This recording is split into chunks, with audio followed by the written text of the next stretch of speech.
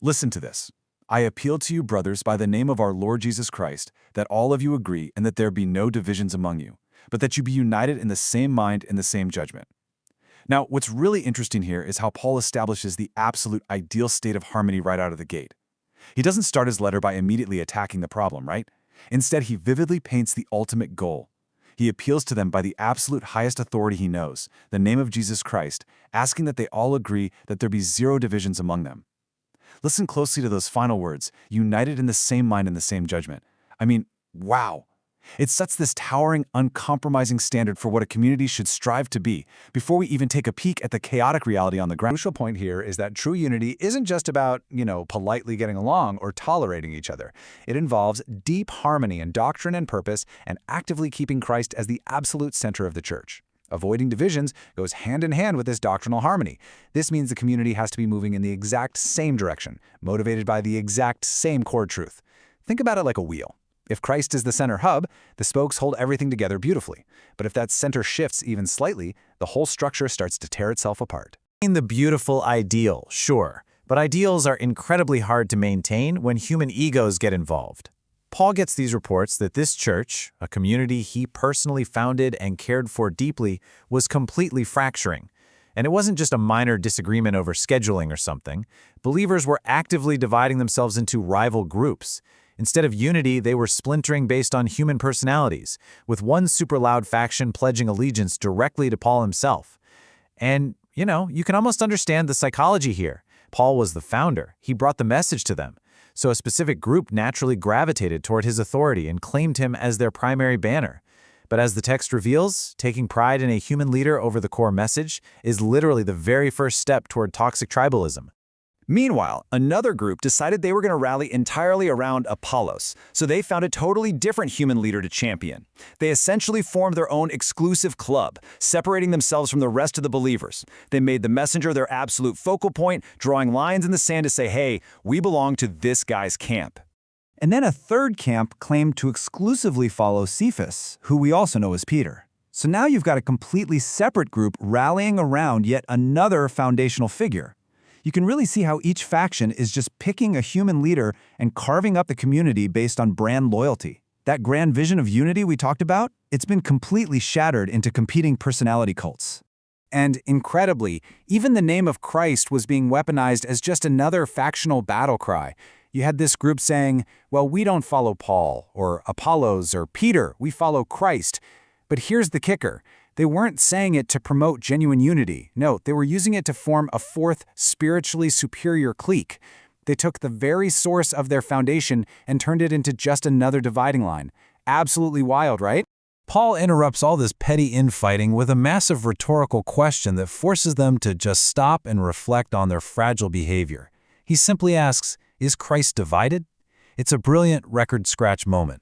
Obviously, the answer is no. His point is elegantly simple. The church belongs to Jesus, not to any human leaders.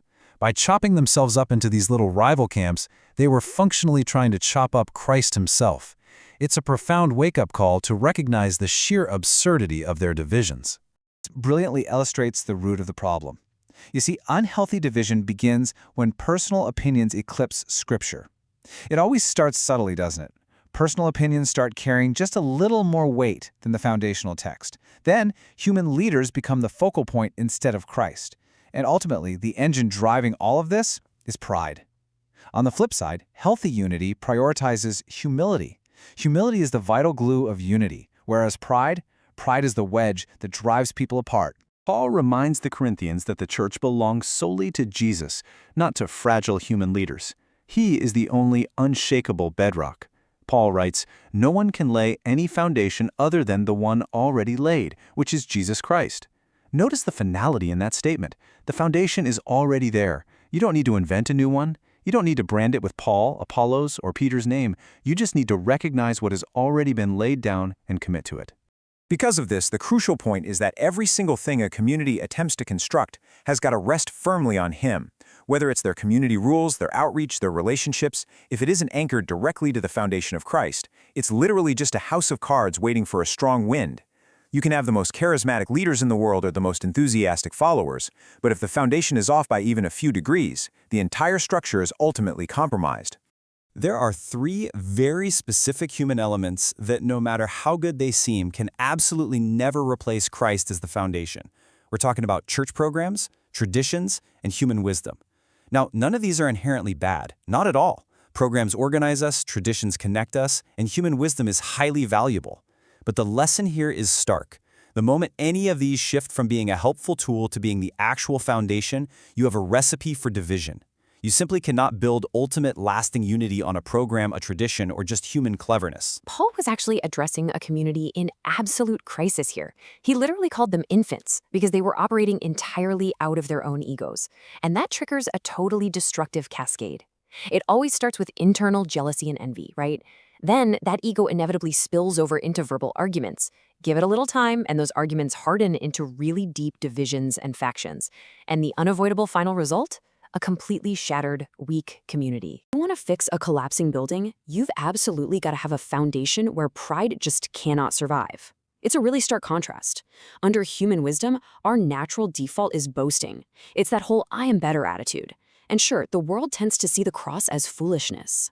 But if you flip the script to God's wisdom, for believers, the cross actually represents grace and hope. Instead of that divisive claim of I am better, the foundation suddenly becomes this incredibly unifying realization that Christ saved me. It just totally levels the playing field. To put a stop to these endless arguments over which human leader was more important, Paul pulls out this absolutely brilliant agricultural metaphor to assign roles. Think of it like this.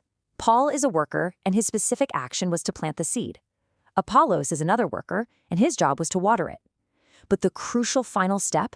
Only God gave the actual increase. So there is zero reason to divide into factions over who planted or who watered, because the actual life comes from the exact same source. This really elevates community cohesion to a totally sacred level. You are God's temple. Paul is teaching here that the Holy Spirit dwells right among the people.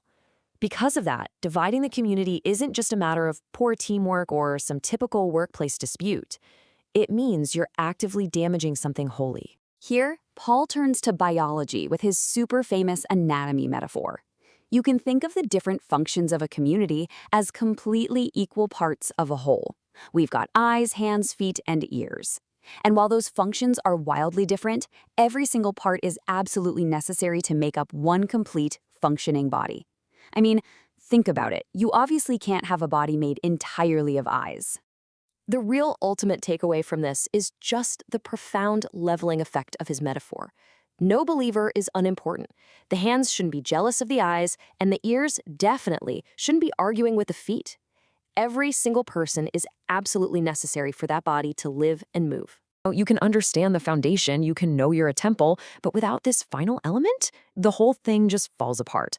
Paul makes a massive, frankly radical claim here. Without love as your foundation, your knowledge is completely empty. Your faith is incomplete. Even your selfless service completely loses its value. All those achievements we humans typically use to gain status, they instantly collapse if they aren't driven by love. Let's look at the actual mechanics of how love protects unity, because it serves as a direct antidote to the exact disease we diagnosed at the very beginning. Remember the jealousy and pride that was destroying the church back in step 1? Well, look at the definition of love. Not proud, not jealous. It is the exact, specific, highly targeted cure for the human ego that causes all of this division in the first place. I want to leave you with a bit of a provocative thought today, really just to challenge how you view human dynamics in your own life, whether we're talking about your workplace, your family, or your local community. Is it built on self-promotion, or is it built on self-sacrificing love? But before we look backward, I want you to reflect on this for just a second.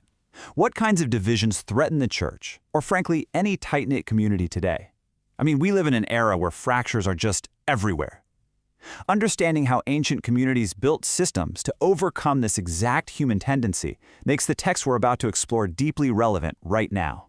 A major theme you'll see across our sources is that unity isn't just some clever human practice or a strategy to avoid arguing, It's a foundational gift from God, and it starts from the top down. In John 17, Jesus prays specifically for believers, saying that they may all be one. It's so fascinating because he didn't pray for them to be powerful or comfortable or politically dominant, right? He prayed for unity. He was really emphasizing that this bond is meant to be a clear external signal of God's love to the rest of the world. And hey, this isn't just an isolated idea. Connect those words of Jesus to Psalm 133 in the Old Testament, which says, "How good and pleasant it is when God's people live together in unity." Across centuries of texts, unity is consistently presented not as some tedious chore, but as an absolute, profound blessing. Early believers in Acts 2 didn't just sit around feeling unified. They took action. They studied Scripture, they prayed together, shared with one another, worshiped together, and crucially, they cared for the needy. This was their shared life. It was a highly active structural blueprint that literally turned their internal unity into a super powerful outward witness.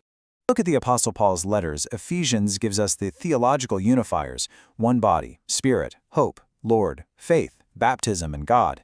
But then Colossians counters that with a practical toolkit we actively have to put on, things like compassion, kindness, humility, gentleness, and patience. And the mortar holding all these blocks together in perfect unity? That would be love. But how are these virtues actually activated on a daily basis? Well, the primary catalyst is humility. Paul writes in Philippians 2 that believers should consider others better than themselves. Having the mind of Christ means choosing profound humility, just as Christ humbled himself and was exalted by God. That humility is the very engine that produces and sustains unity. There's one central aha moment in this explainer. It's absolutely this: unity is not uniformity. Uniformity demands that everyone be completely identical in every single way, like a bunch of clones. Biblical unity, however, is more like a symphony of diverse believers working together, bringing entirely different gifts to play the exact same song. And think about how truly radical this was in the highly stratified Greco-Roman world. You had masters and slaves, Jews and Gentiles, the wealthy and the poor, completely bypassing social hierarchies to share the exact same table. No way would that happen naturally. So, that begs the crucial question. How exactly does a community demonstrate unity when everyone brings wildly different gifts and backgrounds to the table? Romans 12 tackles this head-on by encouraging believers to use their diverse spiritual gifts to serve one another and love sincerely, rather than using them to compete or create friction. The only reason this intense diversity doesn't just shatter into absolute chaos is because of the bedrock it's built on. 1 Corinthians 3 tells us that despite these varied backgrounds and gifts, Jesus Christ is the singular architectural foundation holding the entire structure firmly together. How do we actually apply these ancient building blocks today? The texts leave us with some highly actionable steps. Keep Christ at the center. Avoid the massive trap of showing favoritism toward leaders. Resolve those inevitable disagreements with grace. Practice forgiveness and patience constantly. And seek unity without compromising biblical truth. Unity is a divine gift, for sure, but we are actively called to preserve and relentlessly protect it. And that brings us to a really difficult modern challenge. How can believers disagree without creating division? I mean, human wisdom tells us to fight, win the argument, and split up. But pointing back to the virtues of the cross over human wisdom, we're urged to show grace and share in prayer, even when we don't see eye to eye on everything. I'm going to leave you with this lingering thought. What does it actually mean to have the mind of Christ in your daily relationships? Just think about the humility, the service, and the profound love we've outlined today. How would adopting that exact mindset fundamentally change the way you interact with your own community tomorrow morning? Thank you so much for exploring this explainer with me. Take care, and until next time, think deeply about how you can be a builder of peace. Thanks for watching. Stay blessed and don't forget to share this video with everyone.